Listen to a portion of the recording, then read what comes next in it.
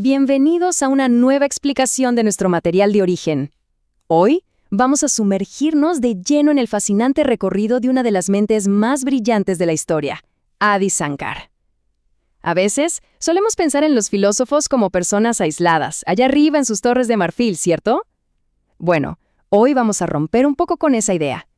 Vamos a descubrir a un Shankara que, además de ser un genio absoluto de la lógica Advaita, fue un reformador superactivo, un poeta lleno de devoción y compasión, y un polemista al que literalmente nadie podía ganarle. Es increíble pensar cómo en apenas 32 años de vida logró unificar tantas tradiciones y dejarnos un legado que sigue más vivo que nunca. Nuestra hoja de ruta para hoy es la siguiente. Primero, veremos el llamado al ascetismo. Luego, los conceptos de Advaita, Atman y Brahman. Pasaremos a sus duelos dialécticos y reformas. Después, abordaremos su devoción, compasión y milagros, para cerrar con el gran legado vedantisco. ¡Comencemos! Sección 1. El llamado al ascetismo.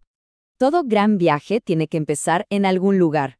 Nuestra historia nos lleva a finales del siglo VII, al sur de la India, en la región de Kerala. Allí, en la pequeña aldea de Kaladi, nació Shankara en el año 788 después de Cristo, dentro de una familia brahmánica muy devota. Sus padres, Sivaguru y Aryamba, notaron rápidamente que su hijo era excepcional. Su intelecto despertó de forma asombrosa, y la verdad es que nunca se detuvo. Emprendió un viaje incansable hacia el norte, llegando al río Narmada para encontrar a su gurú, Govinda.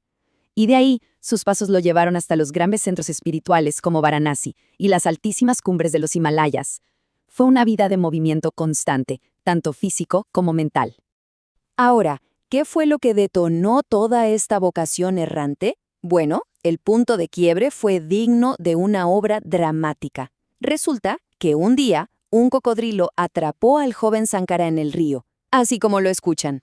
Ante la inminencia de la muerte, y sabiendo muy bien que su madre se oponía radicalmente a que él fuera un monje, aprovechó ese instante límite. Le pidió permiso para abrazar el ascetismo a cambio de su liberación, y milagrosamente el cocodrilo lo soltó. Esta anécdota resalta ese sentido de destino que tenía desde muy joven, marcando un compromiso absoluto con su vocación, aunque como veremos en un rato, esto jamás borró el inmenso vínculo afectivo que tenía con su madre. Sección 2. Advaita, Atman y Brahman. Para entender realmente la magnitud de lo que hizo Shankara, tenemos que meternos de lleno en su filosofía central, que es el núcleo del Advaita Vedanta. Todo su sistema lógico se sostiene sobre un concepto absolutamente clave, el Brahman. Y atención, no estamos hablando de un dios con forma humana o atributos físicos, para nada. El Brahman es la energía primordial. Es esa realidad absoluta, objetiva e inmutable, la fuente misma de la que emana y en la que descansa todo el universo. En esta filosofía, comprender que esta realidad eterna es la base de absolutamente todo es el primer gran paso para dejar de lado la confusión de nuestro día a día. Y claro, esto nos lleva directo a la otra cara de la moneda, el Atman. Aquí es donde Shankara hace su afirmación más audaz, la famosa no dualidad. Él propone que el alma individual, en su esencia más pura, es exactamente lo mismo que la realidad suprema. Los textos usan una analogía que es espectacular para explicar esto. Pensemos en el fuego y en una bola de hierro. El fuego no tiene una forma fija, pero cuando calienta el hierro al rojo vivo, parece tomar esa forma redonda. Lo mismo pasa con el Atman. Parece tomar la forma de nuestro cuerpo y nuestro intelecto, pero en realidad sigue siendo puro, independiente y luminoso por sí mismo. Pero seguro surge una duda ineludible. Si el individuo y lo absoluto son exactamente lo mismo, ¿por qué experimentamos el mundo como un lugar tan caótico, dividido y lleno de multiplicidad? La respuesta de Shankara se llama Maya. Maya es básicamente una ilusión cósmica, una especie de velo de ignorancia que fragmenta perceptivamente la unidad de las cosas. Es la fuerza que hace que lo infinito nos parezca finito y lo eterno perecedero. Actúa literalmente como un prisma que agarra la luz blanca y la divide en un montón de colores engañosos. Para ilustrar de manera brillante cómo romper con esa ilusión, hay una analogía famosísima del tratado Viveka Chudamani, o la joya del discernimiento. Imaginemos a una persona caminando en la penumbra. De repente, ve algo en el suelo y entra en pánico total creyendo que es una serpiente. El miedo que siente es muy real, pero la causa de ese miedo es una completa ilusión. Cuando llega la luz del conocimiento, ¿qué pasa? La serpiente desaparece y queda claro que siempre fue una inofensiva cuerda. De esta misma manera, el conocimiento espiritual ilumina la mente y disipa todo ese sufrimiento causado por Maya. Sección 3. Duelos dialécticos y reformas. Equipado con esta filosofía de hierro, Sankara no se quedó meditando en la soledad. Salió al ruedo público. La India de su tiempo era un verdadero hervidero de debates intensos, y aquí es donde empieza su monumental labor como reformador y polemista invencible. Su principal oposición intelectual era la escuela Purva Mimamsa, liderada por figuras de peso como Kumarila Bhatta.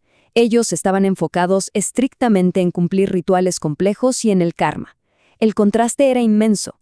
Mientras el Mimamsa decía que la salvación se ganaba repitiendo rituales mecánicamente, el Advaita de Sankara defendía a capa y espada que solo el conocimiento profundo de la unidad del ser podía otorgar la verdadera liberación, haciendo innecesario el mero ritual vacío.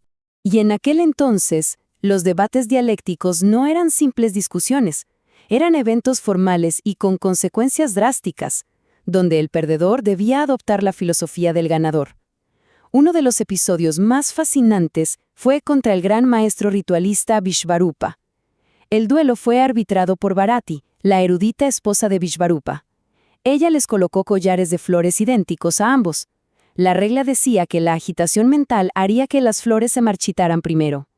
Tras 6 días de contienda, el aplomo lógico de Sankara prevaleció. Es más, para ganar de manera absoluta, Sankara tuvo que pedir una pausa para dominar teóricamente la ciencia del amor y así poder responder a unas sagaces preguntas finales que le hizo Bharati. Todo esto nos lleva a plantearnos una pregunta estructural gigantesca.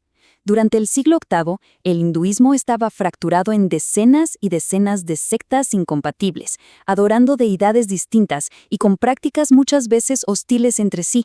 ¿Cómo es que un solo asceta, armado únicamente con argumentos lógicos, logró unificar todo este inmenso rompecabezas religioso?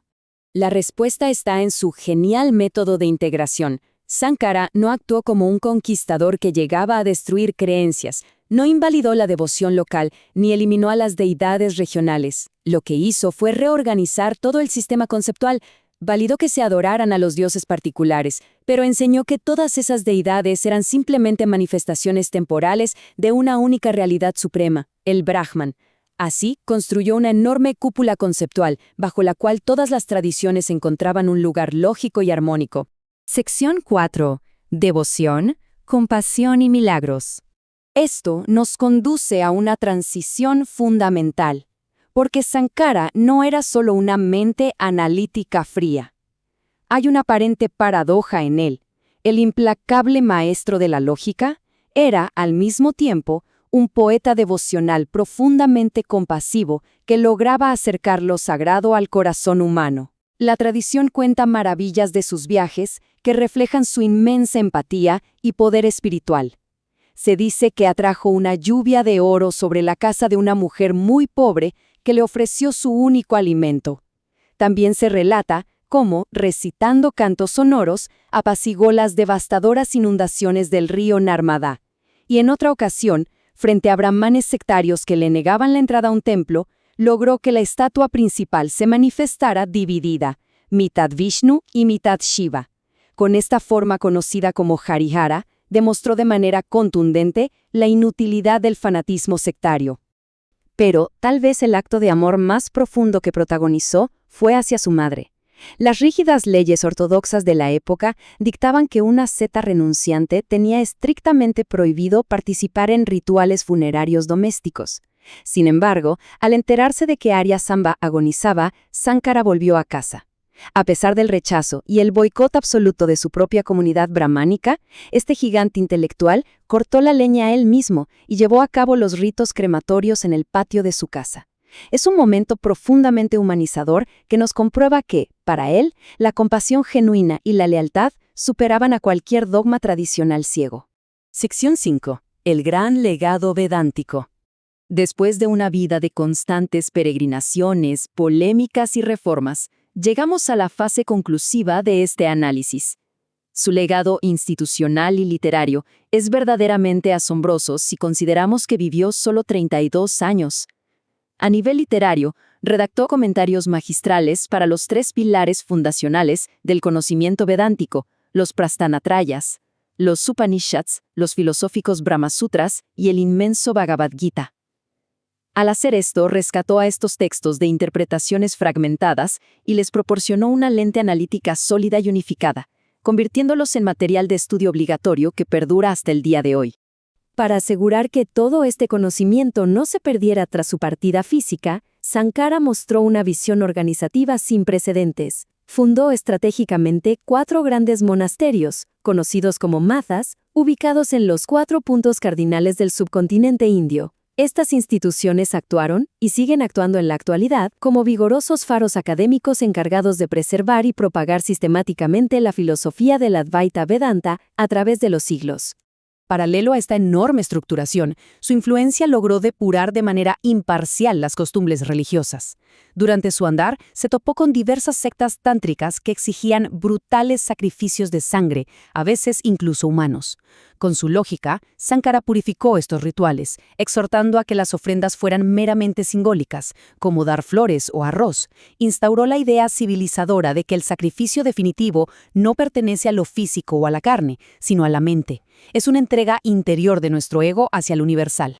Y todo este recorrido nos deja con una reflexión poderosa para cerrar la explicación de nuestras fuentes originales de hoy. Todo el intelecto de Adi Sankara convergió en demostrarnos que nuestras divisiones son una mera ilusión de superficie. Si de verdad intentamos aplicar la filosofía del Atman y el Brahman a nuestro existir contemporáneo, la pregunta se vuelve ineludible. ¿Qué cambiaría en nuestra ética, en nuestra empatía y en nuestro propósito humano cuando comenzamos a observar el mundo ya no como una suma de piezas aisladas y rivales, sino como una deslumbrante e inquebrantable unidad? Es un desafío filosófico absoluto que muchos siglos después nos sigue pidiendo respuestas. Esperamos que este viaje a través del pensamiento de Sankara haya encendido esa chispa de curiosidad por seguir explorando. Hasta nuestra próxima explicación visual,